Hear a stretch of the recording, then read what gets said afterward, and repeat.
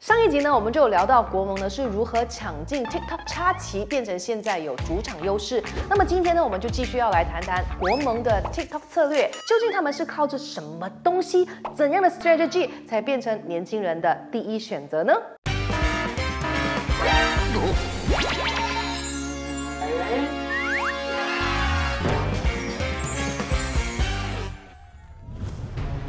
国盟的影片的 strategy 呢，主要是视觉要好玩，要够煽情，形式要够 raw。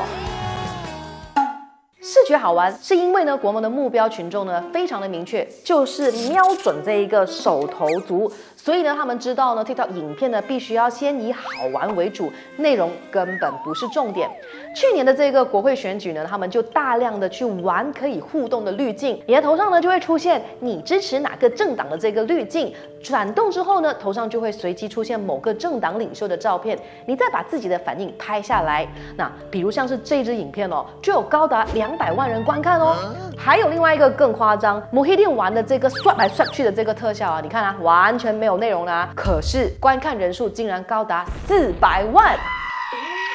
像这种互动性的影片呢，透过大家的参与感来增加对政党的认同感，尤其是当你看到越来越多人玩的时候呢，你就会越来越觉得有一种团体的那种归属感，更以为呢，在这个社会上的 majority 大部分人都是这样子的，久了之后你就会觉得我是属于他们的 ，I belongs to them， 那完全就离不开了。那因为呢 ，TikTok 的片长呢只有短短的1到3分钟嘛，所以呢要在这短短的180秒之内去解释清楚你的观点或者是你的政见呢，是非常的困难的。尤其是在眼花缭乱的 TikTok 上面，年轻人呢根本是不会在那种很 flat 的影片上面呢停留太久的。国盟呢就深知这一点哦，所以呢他们的影片呢大多呢都只是那一种讲几句很煽动的话。再配上极度煽情的配乐，以激起观众的这种情绪还有兴趣。那当然啊，方向可以是激励你、激怒你、嘲讽或者是搞笑的方式。那例如呢，这几支影片哦。这一支这样子的 video 就有380K 的 views， 这一支更够力，500千的 views。形式要够 raw， 那除了那些高度加工的这些煽情的影片哈，另外一个路线呢，就是要彻底的对立面，也就是说，你必须要够原创，要有一种很手工的感觉，很 raw， 画面呢甚至要有一点抖，感觉是那种不太专业的支持者拍的影片才够真，因为唯有这样子呢，才可以显得更真诚，就或者是真实，大家才会相信他们。就比如这一支一位非穆斯林支持者的发言影片，他只不过是用很简单的剪辑，你还可以看得出来他刻意加快说话的速度哦 ，views 就高达140万，好羡慕。国盟的 TikTok 具体的内容是浅显易懂，或者是根本不需要懂。虽然呢，大家都说啊，国盟或者是伊斯兰党呢是保守政党，不过呢，他们在政治宣传方面呢可是非常有弹性的哦。就好像是去年的选举哦，他们呢为了强打国盟的 branding 啊，他们怎么做？找了很多网红美女穿上了党服，或者是去挥舞党旗，去增加这个 brand 的 exposure， 也就是曝光率。没有生涩难懂的这些内容，就只不过是那种挥挥旗子，就已经足够笼络很多年轻选民的心了。那无论如何啊，有一些国盟领袖呢，他们就否认他们有跟网红有任何的合作啦。不过，你们相信吗？可以在下方留言让我们知道哦。空泛煽情的精神喊话，就像我们前面所说到的，因为 TikTok 的片长呢太短了，所以呢，与其是长篇大论，那还不如让内容呢够煽动就好。你只要设定几个很空泛，但是呢道德方向大致是正确的，再进行煽动的精神喊话就可以了。就比如说，国盟会说自己呢是比其他的政党廉洁啦， Prinsip Kerajaan Perikatan Nasional berdiri tegas， 但是呢，整支影片里面呢却没有任何的 elaborate 完全没有具体的细节或者是 facts 来去做支撑，或者是呢，他们会不断的高喊西蒙是由华人主导的，行动党呢是共产党之类的，不停的去制造一些刻板印象。虽然没有证据去支持这个说法，但是只要煽情的多喊几次，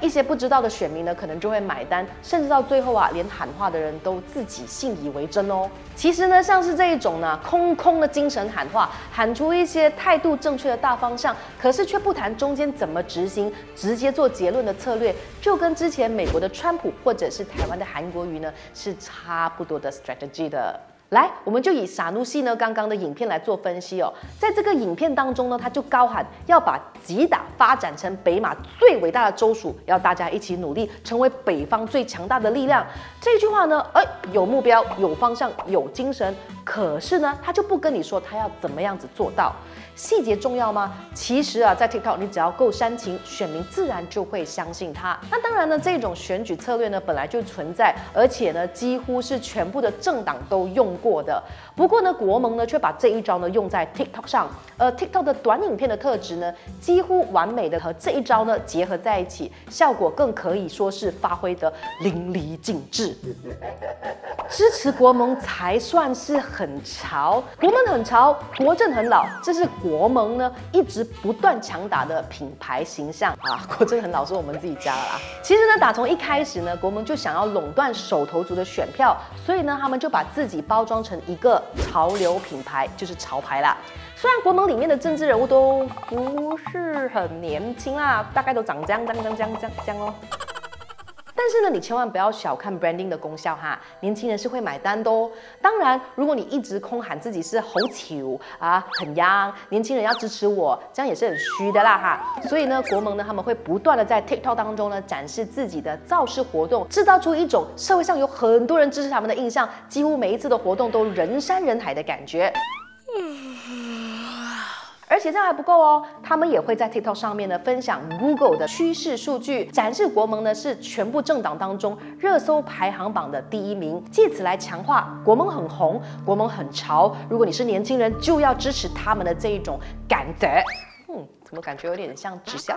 其实呢，撇开 TikTok 的因素啊，我们 Highlighter 在收集资料的时候也发现，年轻选民呢支持国盟，也不完完全全是因为国盟 TikTok 的这个 strategy 发挥作用。虽然呢这样子听起来好像是打我们之前自己讲的话在打自己的脸，不过呢其实是想要跟大家讲多一个观点，我们必须要承认啊，马来西亚本来就有一群呢非常保守的年轻选民，他们可能呢从小就非常的支持伊斯兰党或者是马来民族政党，所以呢无论啊国盟有没有在经营 TikTok 方面有这一些所谓出色的表现，这一群年轻选民本来就会把票投给他们。甚至呢，也有学者提醒说，如果我们把全部年轻选民都看成是铁板一块，把他们当作只是一群很肤浅，看了 TikTok 就会把票毫不犹豫的投给国盟的人，这其实呢是对年轻选民的莫大侮辱。所以呢，或许我们可以把支持国盟的年轻选民区分为以下这几种：第一，本来就保守的国盟支持者；第二，本来就了解政治，但是不相信西盟和国政，想给新的政治联盟机会的人；第三，最后才是看了 TikTok 就闭着眼睛投票的傻孩子。比较好听的说法就是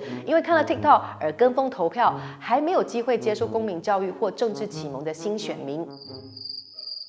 虽然 TikTok 本身呢是一个中性的工具，不过因为它的特质呢非常适合用来宣传，甚至强化完全不谈政策的民粹政治，还很适合用来煽动民族情绪。所以呢，我们啊，你呀，我啊，每一个人啊，在用 TikTok 的时候都必须要非常的小心。